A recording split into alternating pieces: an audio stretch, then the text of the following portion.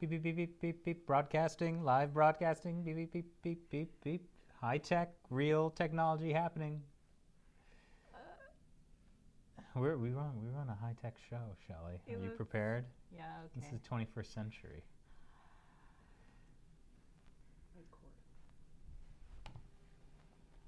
All right. And I think the broadcast beams are almost set. All right, and bam, we are live. Not in Hong Kong, still in New York, but we're going to talk about Hong Kong because Hong Kong is. I wouldn't want to say anything that would get us banned from YouTube. Hong Kong is not doing great right now. But before we begin, please, everyone remember, as YouTube CEO Susan Wojcicki says, follow WHO guidelines. Just want to get that out of the way up front. What do WHO guidelines say about Hong Kong? It's part of Chinese territory since ancient times. I don't have a good answer for that. Well, let's talk about these communist bandits, shall we? So, if you have not been following Hong Kong closely, as you may remember last year, there were massive protests happening where people of Hong Kong really came out in force against the Chinese Communist Party increasing rule over Hong Kong. That kind of died away as the coronavirus was happening. People had to do mandatory quarantine. People weren't on the streets protesting. Now they have something to protest. Oh, they have a lot to protest, A lot actually. to protest. But they're not making it easy for them to protest. No. I mean, essentially what has happened is the Chinese Communist Party has made it clear that they no longer care about Hong Kong basic law, essentially the Constitution. They don't care about one country, two systems. They are just strip mining Hong Kong's freedoms and pushing forward this week two pretty important bills. One is a national anthem law, and another is a national security law. Yeah. Go ahead. I was going to say, there's a little bit of difference, though, because the national anthem law is going through Hong Kong's government, Hong Kong's legislature, but the national security law is coming directly from Beijing. Which of that should we tackle first, do you think? I think we should talk about the national security law. National security law? That is big news. So yeah, if you remember back in 2003, the Hong Kong government, at the behest of the Chinese Communist Party, was pushing what was called Article 23. It was a national security law that would essentially make criticizing the Chinese Communist Party illegal. 500,000 people turned out on the streets and protested that, and so the government kind of put it on the back. The first chief executive of Hong Kong, Teng Chee-hwa, to basically resign ahead of his term ending. It was like a big PR disaster. And yet last year, like 2 million people protesting Carrie Lam did not get her to step down. She's resilient. Well, like I mean, the difference is that since 2003, there have been a bunch of things where the Chinese Communist Party has been slowly chipping away at Hong Kong's autonomy, while all the while saying, like, we uphold one country, two systems. That's even in the new national security law. The first thing they say is, like, we uphold one country, two systems and Hong Kong's autonomy. Even as we violate it, we really believe in it. Yeah, so Article 23 is something that when the Hong Kong Basic Law was established, when the British handed Hong Kong over to mainland China, to the PRC, one of the stipulations was, according to Article 23 of the Basic Law, they had to pass a national security law. And the one that they tried to pass in 2003 would have made everything like that was subversive in mainland China also subversive in Hong Kong. So, for example, if you, let's say, practiced a meditation practice that had been banned in mainland China but was still able to be freely practiced in Hong Kong, once Article 23 was passed, you would not be able to practice that in Hong Kong anymore. Are you talking about any meditation practice in particular? No meditation practice in particular.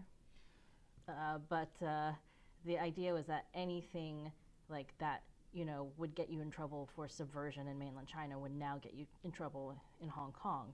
And that was very worrying for freedom of the press, freedom of speech, religion, all of these things. So when that didn't end up getting passed, it wasn't over though, because they still had to pass an Article 23 law at some point, right? Mm-hmm. And then they kept every few years kind of threatening that like now it's time to pass this national security law. And they use language like, this is to protect Hong Kong from terrorism, right? Who could be against that? So Hong Kong has still not been able to pass an Article 23 law. So last week, surprise announcement from the National People's Congress. That's the Chinese government's main rubber stamp legislature. So they suddenly announced that they were going to pass a national security law, or they were going to talk about whether they would pass a national security law for Hong Kong. That vote is actually coming up, which is why we're doing the live broadcast. Real quick, why don't we pull up the video so we can see what the chat that's happening. Yeah, and we will definitely... Chat's disabled, I'm trying to fix it. Oh, Oh. chat's disabled. Okay. Interesting. So if you're watching, the chat's disabled. Matt is trying to fix it. I wonder why it's disabled. YouTube is very strange these days. I'm sure it has nothing to do with communist bandits. I don't know. Was that it? I said communist bandits. Oh, you said communist bandits. Now I said it again. Oh no! Oh gosh. In case you haven't heard, there was over the past few weeks, people have been noticing that if you type the This term, story actually goes back to October 2019. It's 6 months of this. yeah, but I don't feel like people weren't really noticing it on a broad sense As until like a few weeks ago. That if you typed the Chinese characters for communist bandit into YouTube, it would like automatically delete the comment. And Wu Mao, the 50 Cent Army Yeah. people. So finally, it kind of got enough steam from just like people complaining about it on YouTube to a few different news organizations did stories about it and asked YouTube about it, and they said it was an accident. Yeah, their algorithm was just accidentally targeting insults to the Chinese Communist Party. I mean, it happens. Right, it happens. Don't. Especially if people are maybe gaming the algorithm by reporting certain things. That could be. Although I'm not sure why they decided to report Gong Fei, because it's not. I had never really heard the term communist bandit as being a thing.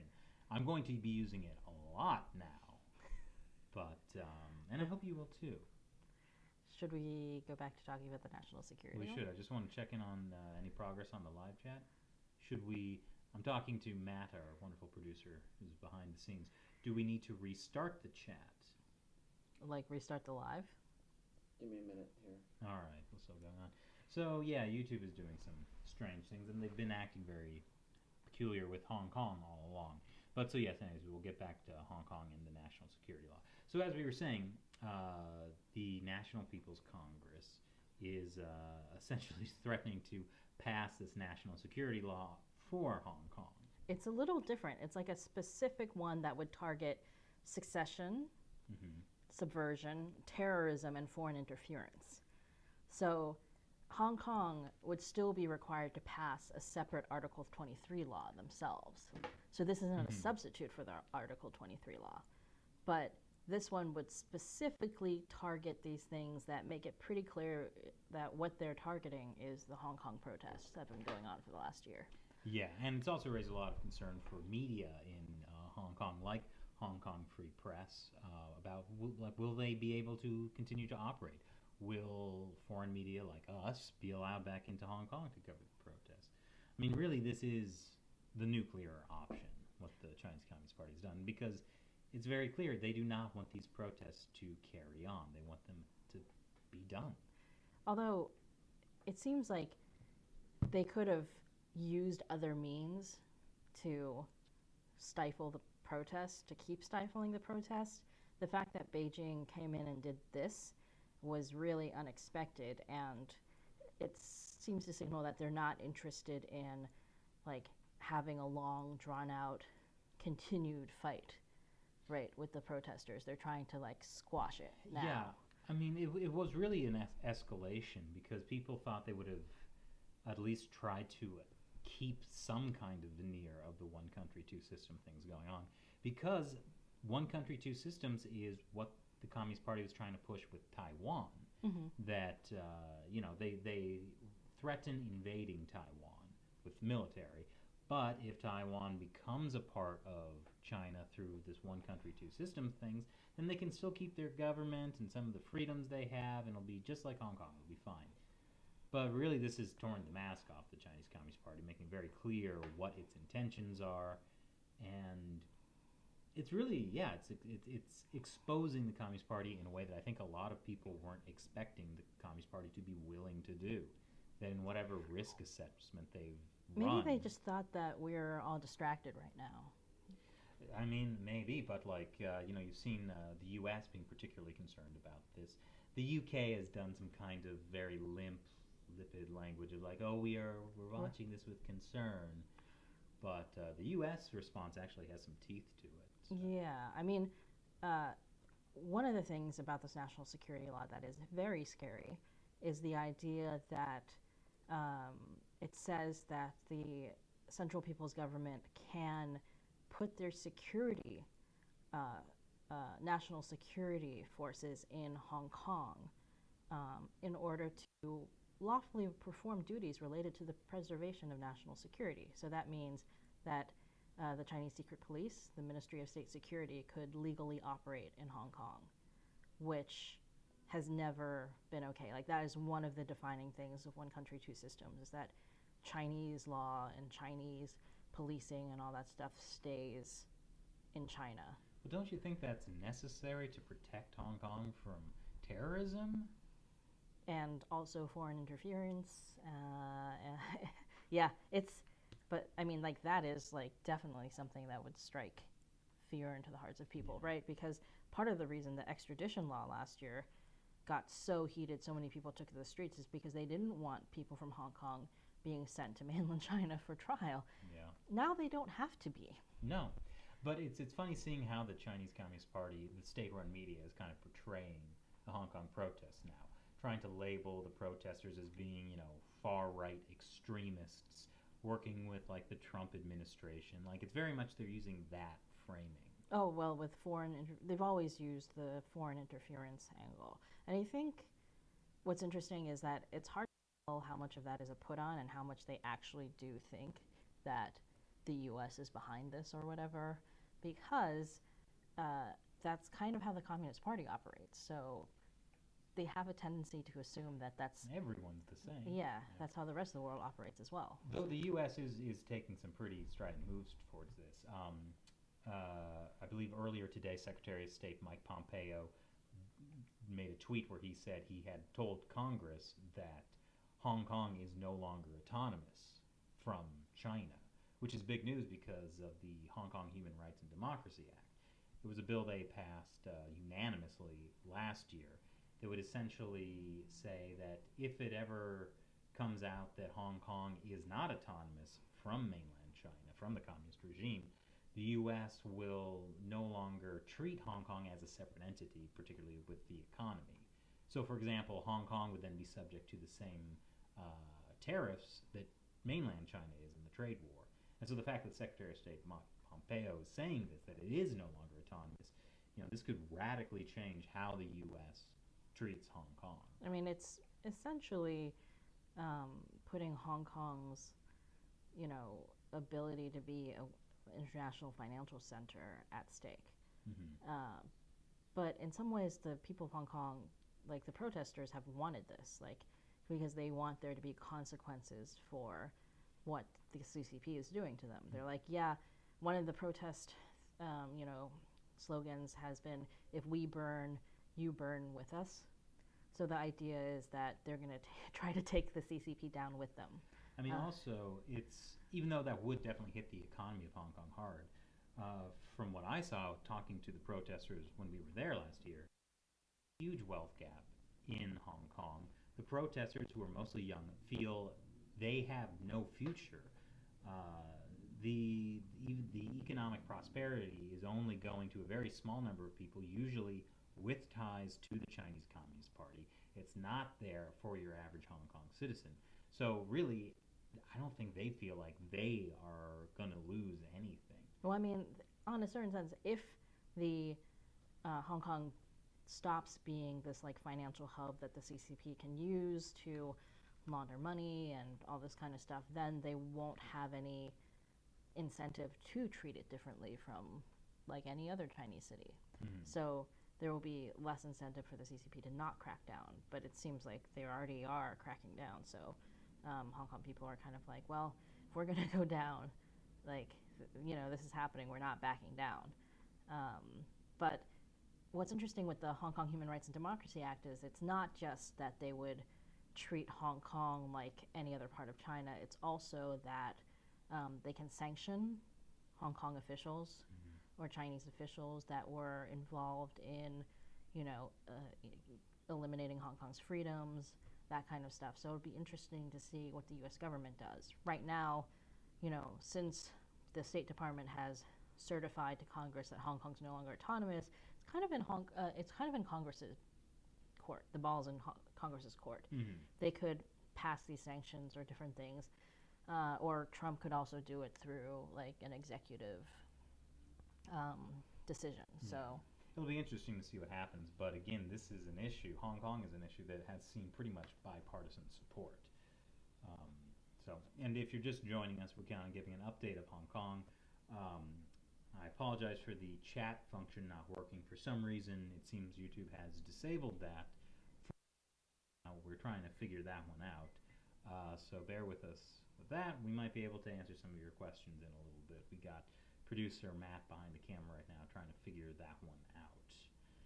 Any updates, producer Matt? They're not giving us a reason why this isn't working? I'm trying. This is definitely weird and has never happened to us before. Yeah, it's very suspicious. Well, what a time we're living in. Well, anyways, so then should we get to the national anthem law? Okay, so the other big thing we wanted to tell you about was this, in addition to the national security law, the National People's Congress, China's government's National People Congress is trying to pass. There's also the national anthem law, which the Hong Kong government is trying to pass, basically on behalf of the Chinese Communist Party. Why don't you give them a rundown of that? Well, I guess it's kind of started a few years ago when people started booing the Hong Kong. People in Hong Kong started booing the Chinese national anthem at soccer games. And can you imagine? Why would they want to boo the Chinese Communist Party's national anthem? It wasn't that widespread at first, but then it started becoming a more common thing. And then in 2017, the Chinese government in mainland China, they passed their own national anthem law through the National People's Congress that would criminalize basically disrespecting the anthem, being solemn enough when the anthem is playing or when you're singing it or whatever. So part of passing this national anthem law in mainland China is the National People's Congress also made it a requirement for Hong Kong to pass their own national anthem law. So it's been kind of stalled since last year because of the extradition bill protests. But earlier this month, the pro-Beijing lawmakers in Hong Kong basically staged a little mini coup in the legislature where they seized control of a committee and started to push through this national anthem law. And it was the security guards had to come in and remove the pro-democracy lawmakers by force. It was really heated, and that kind of thing hadn't really happened like that before, where the pro-Beijing lawmakers just decided to ignore all the rules, seize control and push this law through. And get the security guards to literally physically pick up and remove the dissenters, the pro-democracy Hong Kong legislators. Yeah, so that happened 2 different times. But Wednesday, today, in Hong Kong, the bill was being read for the second time. So there was a plan for a bunch of protests to happen outside the legislature, like what happened last June for the extradition law that ended up basically stalling the legislature from being able to pass it at all. So this national anthem law would criminalize disrespecting the anthem. You could get up to 3 years in prison, I think, or a fine of $50,000 Hong Kong dollars, which is like a little, like it's around like 6,500 US dollars. So, it's kind of ironic also considering the first line of the Chinese national anthem, Which is? arise, all, you people who would not be slaves. So. Well, I mean, yes, because like those people have risen up and they're not slaves, so you have to listen to the Communist Party. Like, why would you be against people not being slaves? That's what happens if you're against the Communist Party. Do you know what happened to the guy who wrote the national anthem? He got a pat on the back. He was persecuted to death during the Cultural Revolution. I wonder if he at any point appreciated the irony of that. Yeah, actually, there was a different version of the national anthem. I mean, with slightly different lyrics that were more about explicitly about the Communist Party and about Mao. Oh yeah. That were were briefly played from the early 70s to the early 80s, and then it reverted back to the original version that doesn't explicitly mention like Mao. Yeah. Jeez. Something has happened. No. I can't get the comments going. Producer Matt has informed us that for whatever reason we cannot get our live chat. Should we again? Like, should we try just abandoning this chat and starting a new one? I can't guarantee it'll work even if we do it again, but we could try it if you want. Well, we might want to try it because we need to figure out why YouTube is not having a chat appear, because this affects how we do lives in the future, because obviously we want to have live broadcasts with you where we can actually talk to you guys. So if for some reason this is something we got to figure out. So maybe after we're done giving the update, we'll switch it off. We'll just do a little bit of a test to see if it works. Sorry about this, guys, but hopefully this is just a simple technical error and not YouTube being YouTube. Is there any more updates in the Hong Kong situation? Well, obviously, all of this has led to pretty big protests, comparatively big protests in Hong Kong, which were again met with Hong Kong police and tear gas and pepper spray. It was looking pretty rough in Hong Kong over the weekend. Yeah, there were protests over the weekend, and then today there were supposed to be protests against the national anthem law, but the police basically, starting earlier this week, had already completely blocked off the Legislative Council with those like giant water barricades and things like that, so that people could not get through. They like blocked all the roads to it. They were not going to let protesters get close, because what happened last year with the extradition law is that protesters were able to kind of like surround the Legislative Council early enough so that they prevented the legislators from being able to enter. So they prevented the vote from happening. So the police were like, that's not happening this year.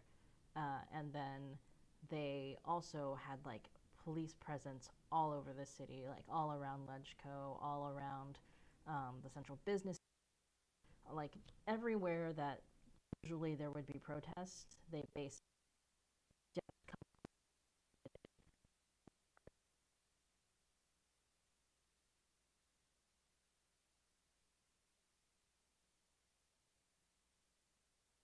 you worked in the government buildings or things like that. So they managed to stop any big protest around the legislature. There were kind of a few thousand people trying to protest during lunchtime in the central business district, and police met that by firing pepper guns at them, which are basically paintball guns, but they're loaded with like these like pepper like balls, basically, that explode. New. I hadn't heard of that before. Yeah, I mean, we'd seen them, but they hadn't been quite as widely used. I think they're starting to use them now more instead of tear gas, because it's, just as terrible, like in terms of like breathing it or being hit by it.